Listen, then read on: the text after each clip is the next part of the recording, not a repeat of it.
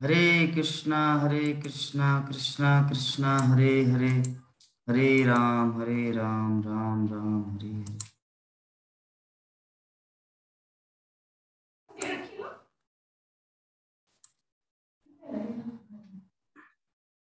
हरे कृष्णा कृष्णा कृष्णा हरे हरे, हरे राम राम राम हरे हरे, हरे कृष्णा कृष्णा कृष्णा कृष्णा कृष्णा कृष्णा हरे हरे, हरे राम राम राम हरे हरे। तो हम लोग डिस्कशन कर रहे थे श्रीमद् भागवतम प्रथम स्कंद 11 अध्याय श्लोक संख्या 4 और 5 का, जो श्लोक इस प्रकार है। तत्रोपनीत बलयो रवेण दीपम इवाद्रिता आत्मा रामम पूर्ण कामम निज लाभेन नित्यदा।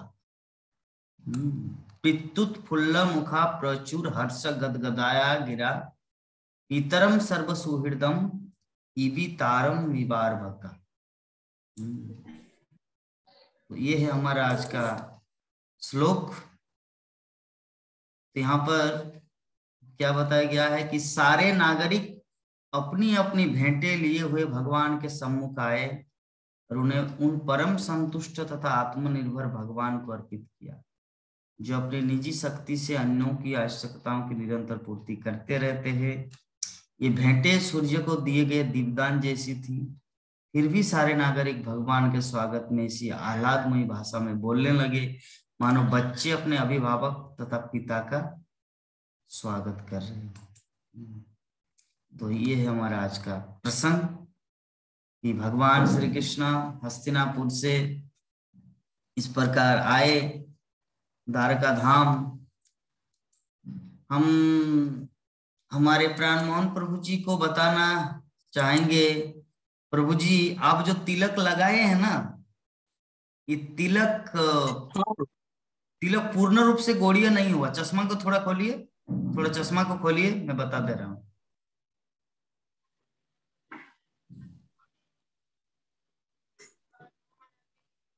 आपका जो तिलक है ना, ये जो नाक से थोड़ा इधर आना है, यहाँ तक आना चाहिए, यहाँ तक एक तुलसी पत्ता की तरह बनाना है, यहाँ तक आना चाहिए तिलक। और ये जैसा है ये तो ठीक है, लेकिन ये बहुत मोटा हुआ, मोटा नहीं। उसको आप या तो गमछा से अंगुली से यहाँ पर बीच में ऐसे करके करना, ठीक है, ऐसे करके इधर से ऐसे करना गमछा से। कौन बात कर रहे, कौन चिल्ला रहे, कौन चिल्ला रहे?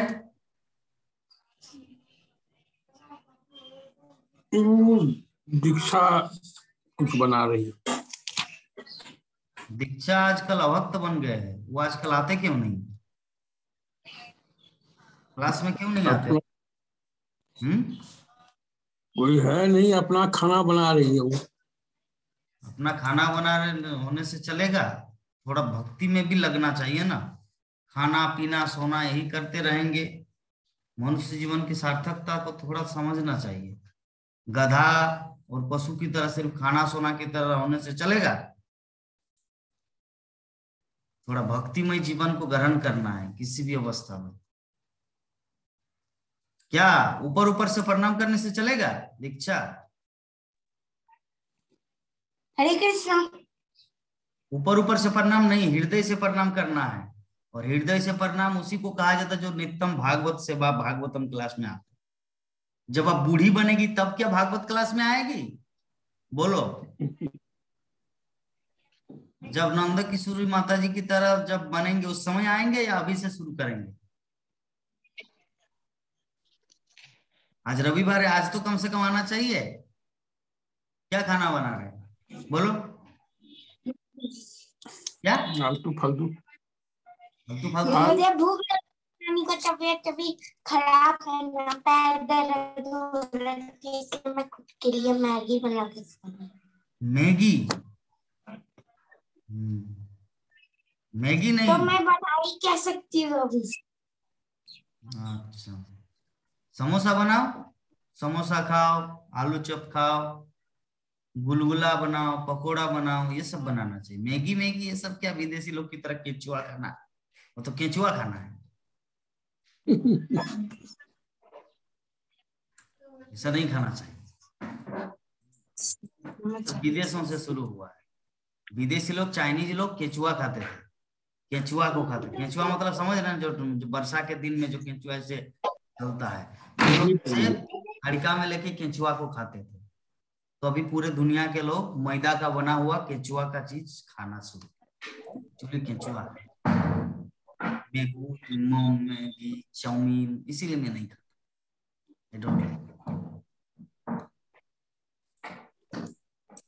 तो जो भी है वो अपने अनुसार खा रहे, बेचारा क्या करे।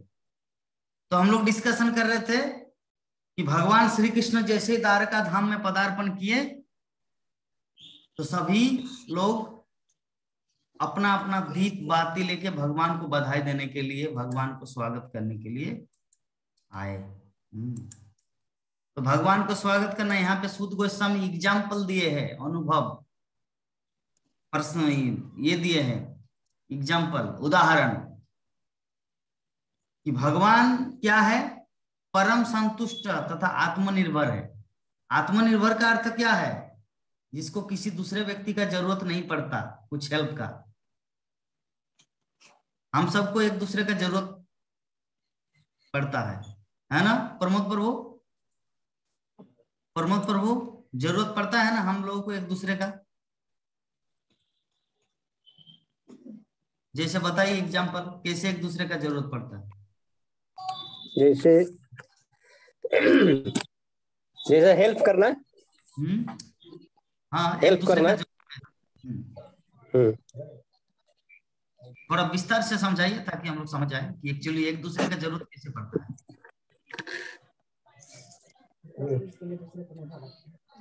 जैसे दूसरे के लिए काम करता है लोग, दूसरे के हेल्प करने के लिए। हाँ, यस, वही चीज। जैसे मान लीजिए आपके माथे के ऊपर पंखा है, तो क्या आप खुद उसे सेट किया या मिस्त्री के सेट कर दिया? वो जो पंखा फैन लगा मिस्त्री के सेट। जैसे हम उसको फोन करेंगे तब आएगा ना। हाँ, तो आपने उसका आपको हेल्प किया आकर, ठीक है। और आप जो बैंक में जाके एटीएम में पैसा घुसा दे रहे, आप दूसरे का हेल्प कर रहे हैं। अगर पैसा आप नहीं घुसाएंगे एटीएम में तो पैसा नहीं निकलेगा, वो तो कागज निकलेगा सिर्फ, विथड्रॉल कुछ नहीं निकलेगा। तो प्रत्येक व्यक्ति किसी एक दूसरे से डिपेंड है इस संसार में। गीता माता जी, कुछ एग्जांपल है आपके पास, कुछ अनुभव है?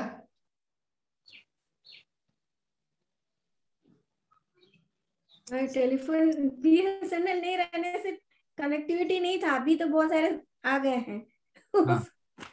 टेलीफोन के माध्यम से कितने सारे बिजनेस होते हैं, कितने सारे बड़े बड़े काम होते हैं, है ना। तो वो डिपार्टमेंट ऑफ टेलीफोन था पहले, अभी तो बहुत सारे उसके पैरेलल में आ गए हैं।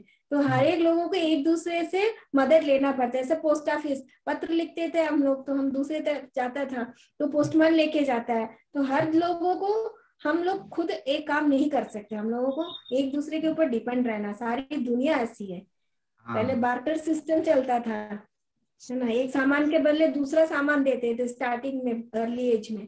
लेकिन अब हम लोग पैसा देते हैं, एक्सचेंज करते हैं कोई भी काम करने। तो देखिए माता जी कितना सुंदर एग्जांपल दिए, पोस्ट ऑफिस का उदाहरण दिया कि पोस्ट मास्टर का पत्र ले जाते हैं या मनी ऑर्डर ले जाते हैं, लेकिन वो कहाँ जाते हैं? पहले स्टेशन जाते हैं, ट्रेन के पास जाते हैं, इस ट्रेन में देते हैं, ये दूसरा स्टेशन पहुंचाते हैं, और वो दूसरा फिर टीएमओ, आरएमओ, ये स्पीड पोस्ट, इस तरह करके जाते हैं।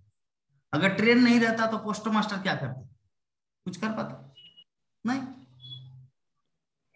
अगर ट्रेन रहता, पोस्ट मास्टर नहीं रहता, तो क्या ट्रेन वाला, ट्रेन का ड्राइवर आता क्या? नहीं। बिजली बिल, हमारे अगर पार्थो पर वो नहीं होता तो कौन देते? बिजली बिल कैसे जमा करते? हो सकता है अभी सभी ऑनलाइन कर रहे, लेकिन फिर भी जरूरत है। इस प्रकार इस संसार में प्रत्येक व्यक्ति एक दूसरे के ऊपर डिपेंड है। लेकिन कृष्ण का क्या नाम है? कृष्ण का क्वालिटी क्या है? वो आत्मनिर्भर है। आत्मनिर्भर का अर्थ होता है जिसको किसी दूसरे व्यक्ति का जरूरत नहीं पड़ता, उसको कहा जाता है आत्मनिर्भर। तो ऐसे परमेश्वर भगवान आत्मनिर्भर होने के बावजूद भी परम संतुष्ट है, भगवान आत्मनिर्भर है, फिर भी द्वारका के जो नागरिक है उन्होंने भगवान को कुछ भेंट अर्पण किया। तो एग्जाम्पल यहाँ पे उदाहरण दिया गया है कि अपनी निजी शक्ति से अन्यों की आवश्यकता को निरंतर पूर्ति करते। भगवान क्या करते हैं, कृष्ण क्या करते हैं, वो दूसरों को हेल्प करते हैं, उनको हेल्प का जरूरत नहीं पड़ता। कृष्ण को हेल्प का जरूरत नहीं पड़ता, बल्कि कृष्ण दूसरों को हेल्प करते हैं। तो ये भेंट जो है, डोनेशन या उपहार, गिफ्ट, ये कैसा है, सूर्य देव को दीपदान जैसा। यहाँ पे सूत गोस्वामी बता रहे हैं, सूर्य देव को हम लोग दीप दिखाते हैं, तो इसमें सूर्य देव का कितना % लाभ है, बताइए एक एक करके अनम्यूट करके बताइए। प्राणमोहन प्रभु जी बताइए, सूर्य देव को हम लोग दीप दिखाते हैं, सूर्य देव का क्या लाभ है, बताइए। कोई लाभ नहीं है प्रभु जी, लेकिन एक भक्ति के रूप में हम लोग उनको दिखलाते हैं। ठीक है, भगवान को कोई लाभ नहीं है। हाँ, तो उसमें मतलब सूर्य देव का कुछ भी लाभ नहीं दीप दिखाने के लिए।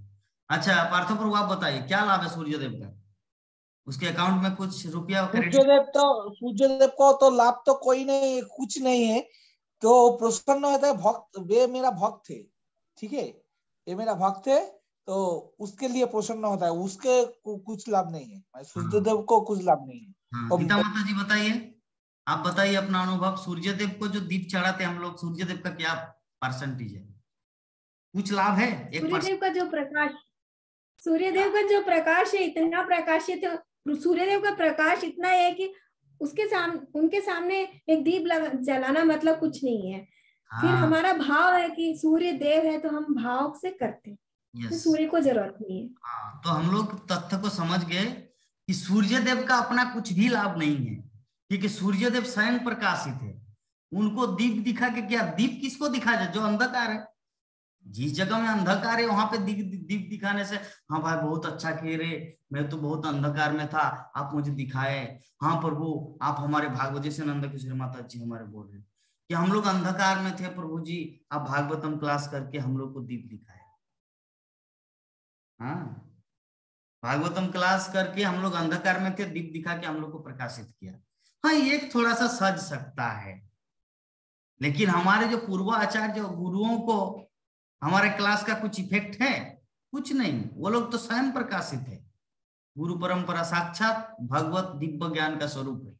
हमारे क्लास से उनका कुछ होने वाला नहीं है, लेकिन हमारे क्लास का इफेक्ट कहाँ तक पड़ेगा? जो अंधकार में है।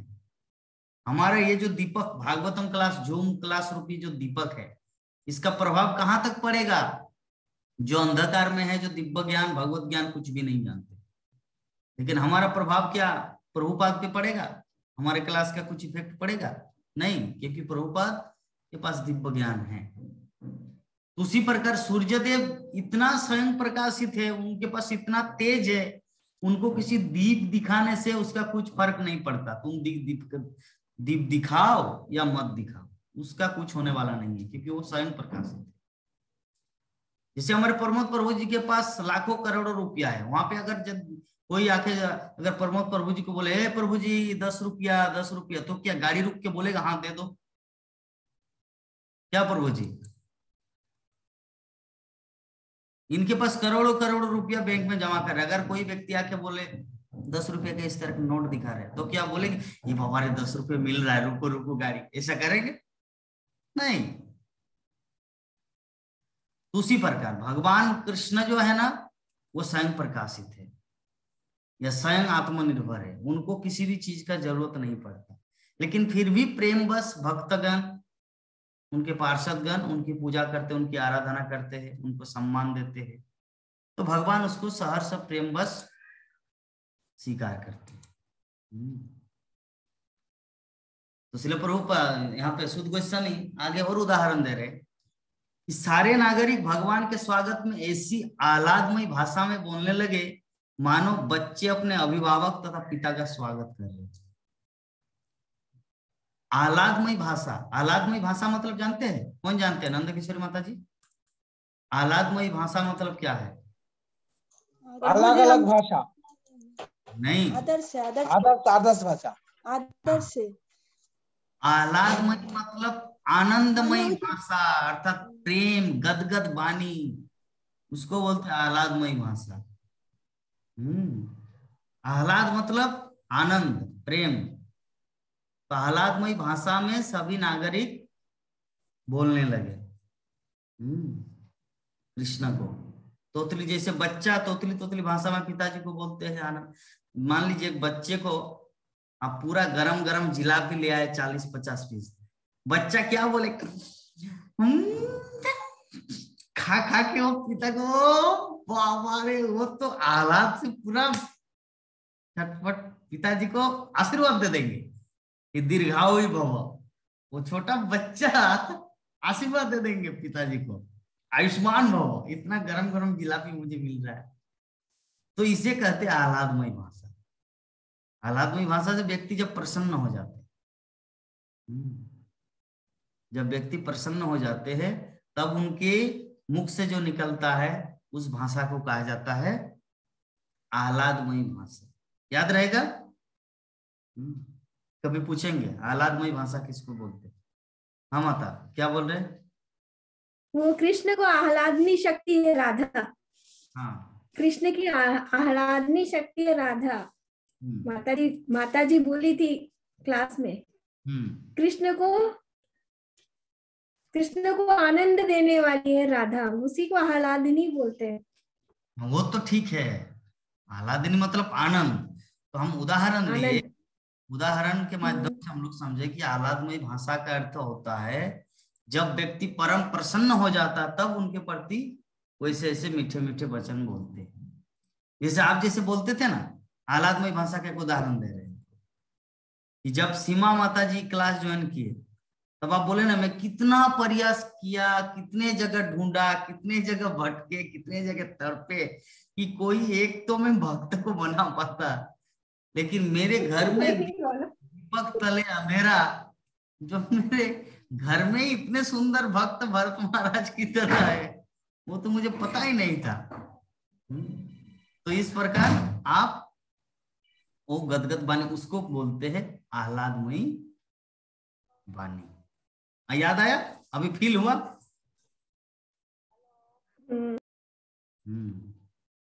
तो इसको बोलते हैं आह्लादमयी वाणी। तो भगवान श्री कृष्ण के प्रति सभी आह्लादमयी वाणी में इस प्रकार बोलने लगे। तो श्रील प्रभुपाद तात्पर्य में इस श्लोक के विषय में हम सबको समझा रहे हैं क्या, कि भगवान को यहाँ पर आत्माराम कहा गया है। आत्माराम का अर्थ जानते हैं आप लोग? जानते हैं प्रमोद का अर्थ क्या होता है? मेरे ससुर जी का नाम प्रमोद है और विभा माता जी के पति का नाम है प्रमोद। किसको पता है प्रमोद का अर्थ क्या नाम? प्रमोद का अर्थ क्या है? प्रभु जी आनंदो आनंदो आनंदो आनंदो। प्रभु जी आपको खुद को पता है प्रमोद का अर्थ क्या है? प्रमोद प्रभु जी? हाय रे हाय रे। तो देखिए हमारे पार्थव प्रभु जी बता दिए, प्रमोद का अर्थ होता है आनंद। बोलते हैं ना आमोद प्रमोद, है ना, आमोद प्रमोद, इंजॉयमेंट। 1.5 किलो निमंत्रण नहीं कर रही, बात करो मेरे क्लास ले रहा। हरे कृष्णा।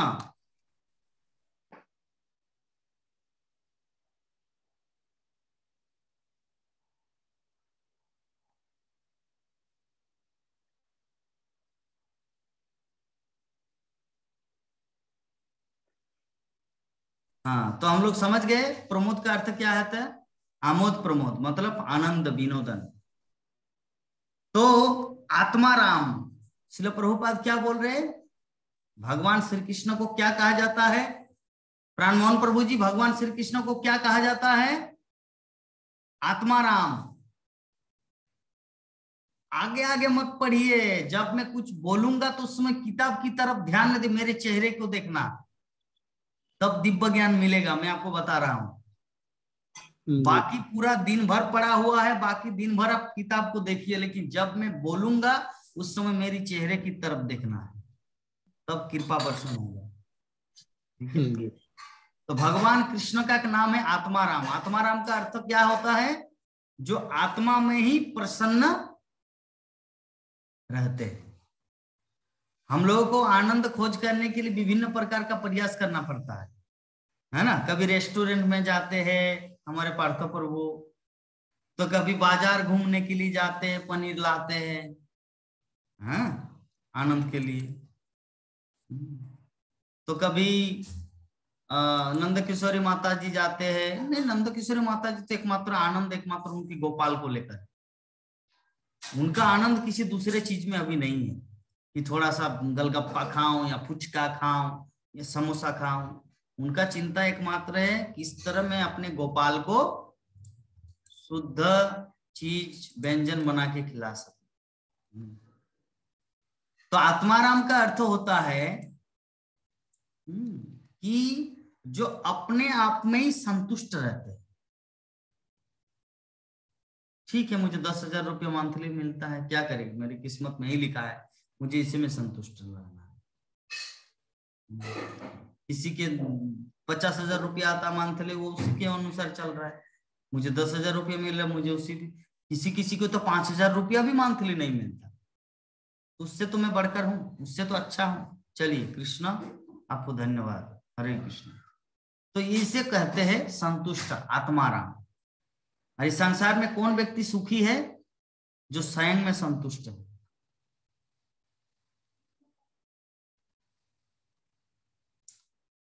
इस संसार में कौन से व्यक्ति सुखी है? जो स्वयं में संतुष्ट है, उसको कहा जाता वास्तविक सुखी। तो हम लोग सुखी है अगर हमारा आत्मा संतुष्ट है तो। अगर हम लोग सुखी नहीं है, नहीं और थोड़ा होना चाहिए था। अभी तो बेटे का स्कूल का भी पढ़ाई चल रहा है, 10 से 20,000 होना चाहिए था। अरे ठीक है बाबा, वो सब छोड़ो ना, वो हमारी किस्मत की बात है। पिछले जन्म में लिखा नहीं था तो नहीं आ रहा, क्या किया जाए? भक्ति करो जो हमारे हाथ में है। किस्मत तो हमारे हाथ में नहीं है ना, लेकिन भक्ति हमारे हाथ में है कुछ करने का। ठीक है, इस प्रकार हम लोग समझ गए आत्माराम किसको कहते हैं? भगवान श्री कृष्ण को, जो अपने आप में संतुष्ट है, किसी दूसरे व्यक्ति का जरूरत नहीं पड़ता। आनंद के लिए बहुत कुछ करना पड़ता, शादी करना पड़ता है, छोटे छोटे बच्चे उत्पन्न करने को मन करता है। बच्चे बोले पापा पापा टोकली बोलो काबो, इस तरह करके बच्चे मतलब आनंद देने के लिए। तो ये सब जो है ना मेटेरियलिज्म, हम लोग आनंद के लिए लालायित रहते हैं, लेकिन वास्तविक आनंद है आत्माराम।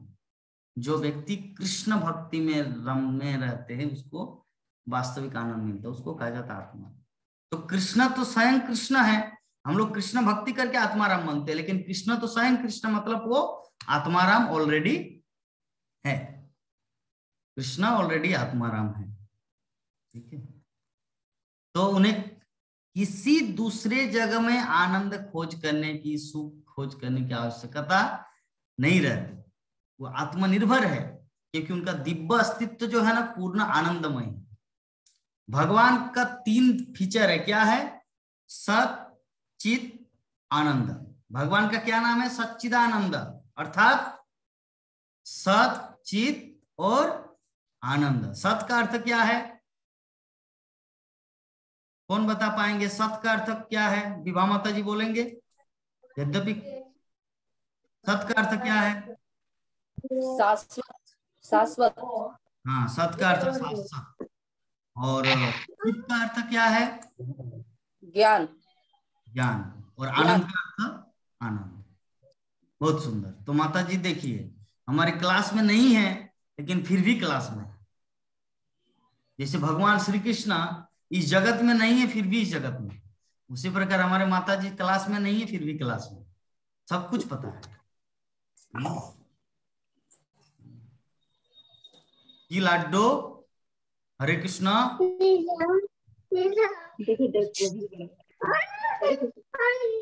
हरे कृष्ण हरे कृष्ण हरे कृष्ण हरे कृष्ण हरे कृष्ण हरे कृष्ण बोलो हरे कृष्ण। तो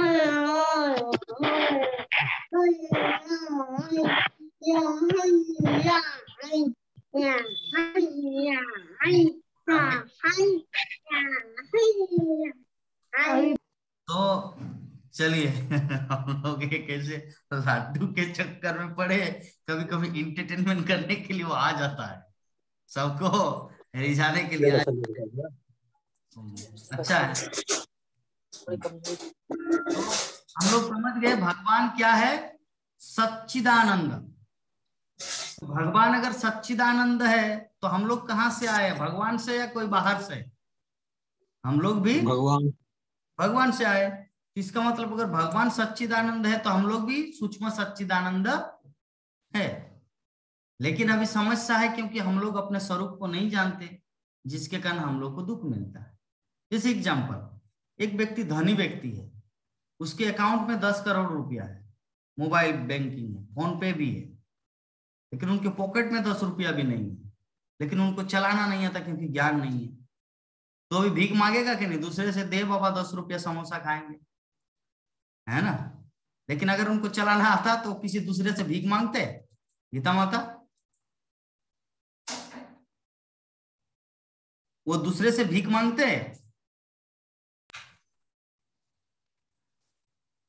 क्या रे बाबा, माता जी खा रहे हैं क्या?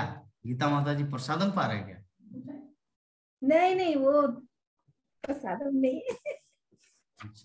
प्रभु जी को भी तो बात हो रही थी, बहन का फोन आया था तो मैं उसको बोली कि बाद में फोन करना। ठीक है, तो हम जो उदाहरण दिए, हम लोग जैसे भगवान सच्चिदानंद है क्योंकि उसको पता है कि वो सच्चिदानंद है, क्योंकि चित्त मतलब ज्ञान से पूर्ण है, और शाश्वत मतलब हमेशा कभी भी अज्ञान नहीं होते। लेकिन हमारा कंडीशन क्या है, हम लोग थोड़ा डिफरेंट है। हम लोग सच्चिदानंद है लेकिन हम लोग को पता नहीं। जैसे एग्जांपल दिए, किसी के अकाउंट में 10 करोड़ रुपया है और मोबाइल में गूगल पे भी है प्रमोद प्रभु जी की तरह, लेकिन उनको पता नहीं है चलाना नहीं आता, पॉकेट में 10 रुपया भी नहीं है, तो भी दूसरे से भीख मांगेगा कि नहीं खाने के लिए कुछ? मेरा प्रश्न है। पार्थो प्रभु, भीख मांगेंगे? हाँ मांगेगा, हाँ मांगेगा। क्यों? ये उसको चलाना नहीं आता, उसको चलाना नहीं तो क्या करे, चलाना भी नहीं आता। हाँ, हम चला लेंगे। हाँ, चलाना नहीं आता, और साथ में उसको पता भी नहीं कि मेरे अकाउंट में इतना पैसा है। तो उसी प्रकार हम लोग जो सूक्ष्म सच्चिदानंद है, हमारी स्थिति भी उस अज्ञानी व्यक्ति की तरह है। हमारी स्थिति उस फोन पे गूगल पे अकाउंट की तरह है। हमारे पास वो ज्ञान, आनंद, शाश्वत सब कुछ है, लेकिन न जानने के कारण हम लोग भीख मांग रहे हैं इधर उधर। किस चीज का भीख? आनंद का भीख, आनंद का भीख। लेकिन जिस दिन हम लोग को पता चल जाएगा कि अरे जितना आनंद कृष्ण भोग करते हैं क्योंकि उनको पता है, उसी तरह अगर हम लोग भी अपने आध्यात्मिक चेतना को डेवलप करें तो हम लोग को भी वही चीज मिलेगा, आनंद, सच्चिदानंद। और इसका जीता जागता उदाहरण हमारे गीता माता जी। आप लोग पता है, इनको देखने से लगता है कि ये गृहस्थ जीवन में पड़े हैं। हम एग्जाम्पल क्या दिया था आप सभी भक्तों को? 90,000 रुपया मंथली पाते थे, 90,000 रुपया हर महीना। अभी भी 8 साल नौकरी बाकी था, छोड़ दिए। किस लिए जानते हैं? उनको आत्मज्ञान हो गया कि मुझे ये सब पैसा पाती झमेला में नहीं पड़ना है, मुझे कृष्ण की भक्ति करना है। मुझे कृष्ण की भक्ति करना है।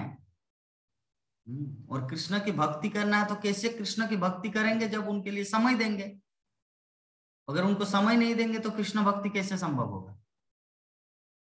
इसीलिए माता जी सेक्रीफाइस किए। तो उनको अगर आत्मा में संतुष्ट नहीं होता, आत्म साक्षात्कार नहीं होता, तो क्या 90,000 रुपया वाला नौकरी छोड़ता? पार्थो प्रभु बोलिए। नहीं छोड़ता। क्यों? उसको कृष्ण ज्ञान हुआ था, इसलिए उन्हें छोड़ दिया, उस जॉब को छोड़ दिया।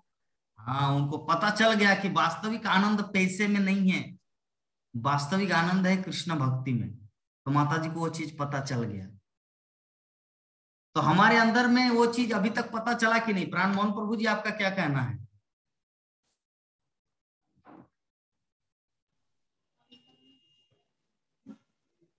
आपको पता चला है वास्तविक आनंद कहाँ मिलता है, कहाँ कैसे प्राप्त किया जाता है?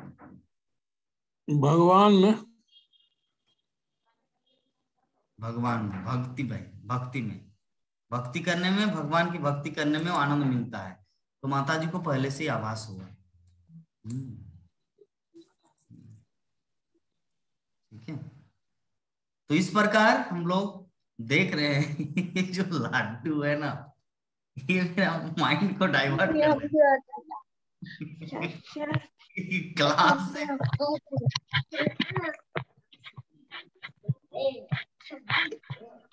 उसको लाइए थोड़ा, उनसे बात करते हैं, फिर वो थोड़ा चंचल मन। लड्डू को लाइए माता जी, लड्डू को लाइए, थोड़ा उनको सामने लाइए और अनम्यूट कीजिए, अनम्यूट कीजिए, उनको सामने लाइए, तब वो शांत होगा चंचल बालक की तरह। बहुत बदमाशी कर रहा है प्रभु जी, इधर उधर कर रहा है। हरे कृष्णा लड्डू, हरे कृष्णा, हरे कृष्ण बोला, हरे कृष्ण, कृष्णा, हरे कृष्ण बोलो, हरे कृष्ण बोलो, हरे कृष्ण, हरे कृष्ण बोलो। अभी ABCD बोल रहे हैं। अभी वो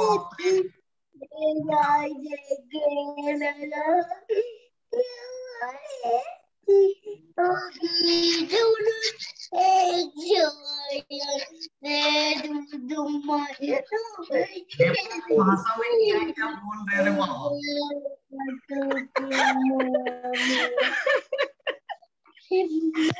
वो ABCD पढ़ रहा है प्रभु जी। ABCD हम लोग तो इतना आनंद नहीं पाए थे। हम लोग को तो दर्द होता था, दुख होता था, नहीं मुझे स्कूल नहीं जाना है।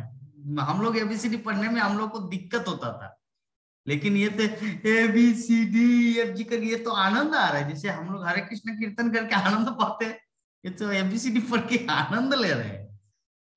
सच में सरस्वती देवी का कृपा है। गीत पर ऐसा है, गीत ABCD know my ABC next time want to sing with me, ऐसा वाला गीत गाता है प्रभु जी वही ABCD का। अच्छा,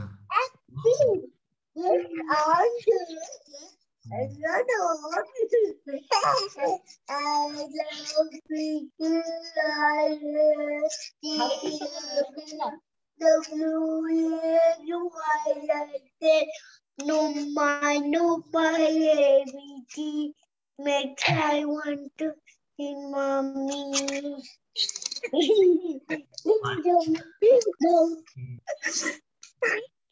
No my ABC next time want you sing with me। बहुत सुंदर। चलिए, अच्छा है, इतना सुंदर प्यारा पुत्र आपको प्राप्त हुआ है, लेकिन इसमें आपको कृष्ण को नहीं भूलना है। ऐसा नहीं, अगर आप सोचेंगे नहीं, अगर अभी इस समय कृष्ण आएंगे, भगवान श्री कृष्ण आपके पास, कृष्ण बोले अच्छा नेहा बोलो, tell what you want me और योर सन, आपको क्या चाहिए, मुझे या आपका पुत्र को? अरे नहीं, मुझे तो मेरा छोटू गोपाल को चाहिए, मेरा लड्डू को चाहिए। तब तो फंस गए माया, तब तो फंस गए माया, क्योंकि ये लड्डू जैसा हमेशा नहीं रहेगा। ये लड्डू लड़की लेके भाग जाएंगे भविष्य में। ये लड्डू अभी लड़की मतलब अभी लड्डू की तरह खेल रहे हैं। ठीक है ना, ये लड्डू तो इसीलिए मोह में नहीं पड़ना है, कृष्ण भक्ति की ओर ध्यान देना है और इनको भी कृष्ण सेवा में लगाना है।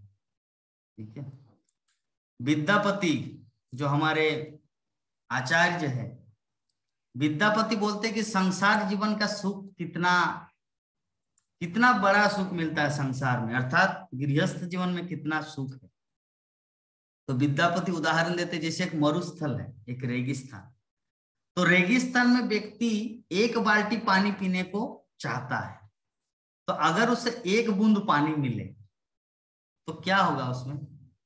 वो क्या सेटिस्फाइड लाभ करेगा? प्राण मोहन प्रभु, एक बूंद पानी रेगिस्तान की दुनिया में अगर एक बाल्टी पीने को चाहिए आपको पानी, वहां पर अगर एक बूंद आपको पानी मिले तो क्या आप उसमें संतुष्ट रह पाएंगे? बताइए, आप संतुष्ट रह पाएंगे? रह पाएंगे? नहीं प्रभु जी। नहीं रह पाए। क्यों? क्योंकि आपको पता है कि क्योंकि वो उतने कम मात्रा में आपको संतुष्टि नहीं देगी। तो गृहस्थ जीवन में जो सुख है ना, हमारे आचार्य लोग बोलते हो समुद्र रूपी ये जो दुख भरी जिंदगी में एक बूंद पानी समान है। यद्यपि अभी अच्छा लग रहा है कि छोटा बच्चा कितना सुंदर ABCD अच्छी बोल रहा है, लेकिन हमारे रियल लाइफ के बारे में जब हम लोग चिंता करेंगे ना कि कैसे हम लोग माता के गर्भ में थे, इस प्रकार हम लोग मतलब दुखमय परिस्थिति से गुजरे हैं, फिर अभी इस परिस्थिति में आए हैं, है ना, बहुत उस समय तो बहुत ही दुख लगेगा, अरे मैंने अपना जीवन को कैसे गंवा दिया। इसीलिए हम लोग को केयरफुल रहना है। माया देवी विभिन्न तरीके से हम लोग को कृष्ण भक्ति से दूर करने के लिए हाँ, हम लोगों को जैसे उदाहरण दिया नेहा माता जी को कि भगवान श्री कृष्ण आपके पास आएंगे और बोलेंगे कि आपको मुझे चाहिए आपका लड्डू, आप क्या बोलेंगे? बताइए, सबके सामने बताइए, आप क्या बोलेंगे? अभी तो क्या बोले प्रभु जी? अभी नहीं बोल पाएंगे। क्यों? क्योंकि अभी तक वो कृष्ण भक्ति जैसा उन्नत अवस्था है, क्योंकि हम लोग अभी देहात्म बुद्धि में है। देह मेरे इस शरीर से निकला हुआ है, उसी हॉस्पिटल में ये प्रसव पीड़ा किए, ये मेरा बच्चा है, मेरी कोख से निकला है। ये जो थिंकिंग, ये क्या है? हमारा मेटेरियलिस्टिक पॉइंट ऑफ व्यू, वैदिक दृष्टिकोण इसको कहा जाता है। तो जब हम लोग को आत्मज्ञान प्राप्त होगा तब पता चलेगा, अरे नहीं, ये शरीर में बच्चा आया, लेकिन पहले भगवान अगर मेंशन सैंक्शन नहीं करते तो मेरे गर्भ में कैसे? हाँ, तो अल्टीमेटली वो रियलाइजेशन कब होगा? जब व्यक्ति कृष्ण का भक्त बनेगा पूर्ण रूप से। तो चलिए, हम लोग उसी पथ में हैं, हम लोग धीरे धीरे उस स्टेज में आएंगे, और उस स्टेज में आने के लिए ही हम लोग को ये भक्ति का पथ हम लोग ग्रहण किए हैं। तो 1 मिनट के अंदर हमारा ये मीटिंग खत्म हो जाएगा, आप लोग जुड़ जाइए। इसमें खत्म होगा 1 मिनट के अंदर। नेक्स्ट मीटिंग 6 बजे तक चलेगा हमारा क्लास। हाँ, तो हम लोग चर्चा कर रहे थे कि भगवान कृष्ण आत्मनिर्भर है और भगवान सच्चिदानंद स्वरूप है। कृष्ण क्या है? सच्चिदानंद स्वरूप। तो हम सब क्या है? हम सब भी सच्चिदानंद स्वरूप है, लेकिन हम सबको पता नहीं, जिसके कारण हम लोग निरानंद रहते हैं, आनंद में नहीं रहते। निरानंद होने का मुख्य कारण क्या है? शास्त्रों में बताया गया है, अज्ञान, अज्ञानता। एग्जाम्पल दिए, क्या एग्जाम्पल दिए? फोन पे का, गूगल अकाउंट का। हमारे पास अकाउंट में पैसा है, लेकिन हम लोग को पता नहीं कैसे चलाना है, अकाउंट में कितना पैसा है, जिसके कारण पॉकेट में पैसा नहीं है, जिसके कारण हम लोग सोचते हैं हम तो भिखारी हैं, दूसरों से मांगते हैं। लेकिन जब हम लोग को पता चलेगा, अरे बाबा हमारे अकाउंट में इतना पैसा है, 10 करोड़, उसी प्रकार जब हम लोग को पता चलेगा, अरे हम तो सूक्ष्म सच्चिदानंद है, जिससे भगवान सच्चिदानंद है, उसी प्रकार मैं भी सूक्ष्म सच्चिदानंद हूँ, वाह मेरा लाइफ तो सक्सेस है, मेरा जीवन धन्य। तो ये कैसे पता चलेगा? श्रीमद् भागवतम क्लास के माध्यम से। हम लोग इस प्रकार जब भागवतम की कक्षा में रोज आएंगे, समझेंगे, तब हम लोग को ये सब साक्षात्कार प्राप्त होगा। तो चलिए हम लोग नेक्स्ट क्लास में जुड़ते हैं, तुरंत आइए। हरे कृष्ण।